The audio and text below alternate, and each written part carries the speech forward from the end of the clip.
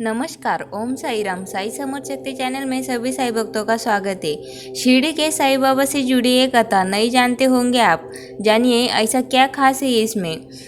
शिरडी के साईं बाबा का नाम किसने नहीं सुना। प्राचीन समय से लेकर आज तक समाज में इनके चमत्कार प्रसिद्ध है। बता दें, जिस तरह हिंदू धर्म के अन्य देवी देवताओं के लाखों की तादाद में भक्त दुनिया में है, ठीक उसी तरह साईं बाबा के देश विदेश में असीम भक्त पाए जाते हैं। आज हम आपको साईं बाबा के सबसे प्रसिद्ध धार्मिक स्थल के बारे में जानकारी देने जा रहे हैं। जी हाँ, आप सही समझ रहे हैं, हम बात कर रहे हैं शिरडी की, जहाँ नियमित रूप से रोज व खास तौर पर गुरुवार को बड़ी संख्या में श्रद्धालु जहाँ साईं बाबा के दर्शनों के लिए पहुँचते हैं। बता दें, दिखने में छोटा शिरडी शहर अनेक धार्मिक स्थलों और गतिविधियों से भरपूर है। बात करें साईं बाबा के स्थल की, तो कहा जाता है देश में सबसे प्रसिद्ध साईं बाबा का यही मंदिर। तो चलिए आइए जानते हैं शिरडी के साईं बाबा से जुड़ी कुछ ऐसी जानकारी जिसके बारे में आज भी बहुत कम लोग जानते हैं। सबसे पहले बात करते हैं साईं बाबा के जन्म की।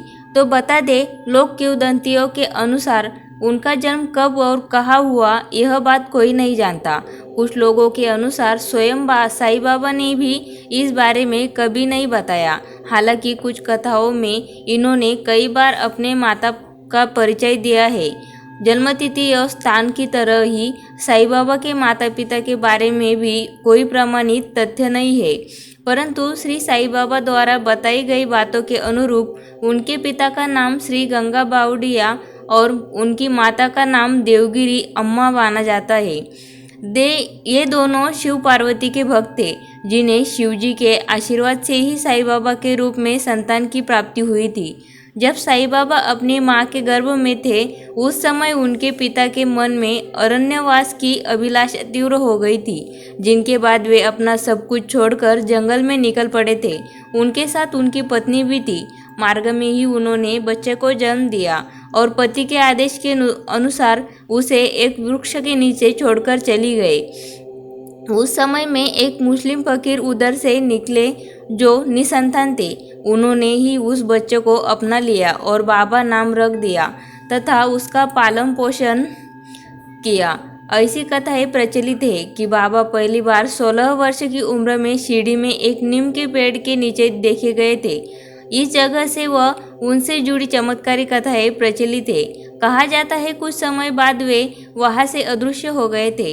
शिरडी से जुड़ी एक कथा के अनुसार चांद पाटिल के आश्रम में कुछ समय तक रहने के बाद एक बार पाटिल के एक निकट संबंधी की बारात शिरडी गांव गई, जिसके साथ बाबा भी गए। जब बारात शिरडी गांव पहुंची तो खंडोबा के मंदिर के सामने ही बैलगाड़ियां खोल दी गई थी और बारात के लोग उतरने लगे थे। उसी दौरान एक श्रद्धालु मालसापति ने तरुण फकीर के तेजस्वी व्यक्तित्व से खुश होकर उन्हें साई कहकर संबोधित किया। ऐसा कहा जाता है धीरे धीरे शिरडी में सभी लोग उन्हें साई व साईं बाबा के नाम से पुकारने लगे तथा इस प्रकार वे साई नाम से प्रसिद्ध हो गए। ऐसा किंवदंतियां है। विवाह संपन्न हो जाने के बाद बारात तो वापस लौटी, परंतु बाबा को वह जगह काफी पसंद आई और वह वही एक अविकसित मस्जिद में रहने लगे और पूरा जीवन वही व्यतीत किया। ओम साई राम।